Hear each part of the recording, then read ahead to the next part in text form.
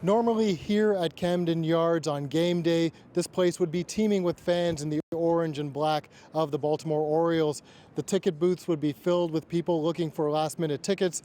Beer gardens would be open, but instead it's completely empty. That's the scene facing the Chicago White Sox and the Baltimore Orioles as they play this afternoon. It was a decision made by team executives as well as officials, thinking that if there's too many fans here, it would divert security resources to this area and that those resources could be better used elsewhere. As for the game itself, it's going on just as normal. They're going to play the music during the 7th inning stretch. Just no fans in the stands, but there are fans outside who still came down to the stadium. Here's what they had to say.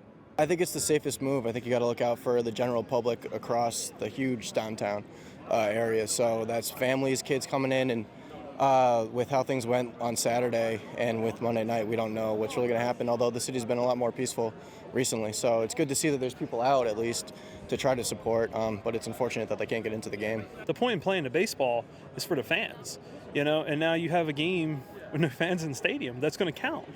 And that's weird and sad, but I understand it. I'm not sure if it's over, but I hope that it is so we can come together and make it a better place. The situation here is quite calm. There's also an eerie sense of calm in other parts of the city that saw most of the rioting. As you drive around Baltimore, you see National Guard units set up, and we revisited one of the main intersections earlier today, which was a flashpoint for the main protest. Life is returning to normal, but people there tell us that things aren't normal, and they're focusing on the case of Freddie Gray, the young man who died mysteriously in police custody. They want to see justice delivered to the officers who were involved. They say if they're not indicted and if they're not convicted, then more protests could flare up, and what we saw on Monday could just be a preview. Stephen D'Souza, CBC News, Baltimore.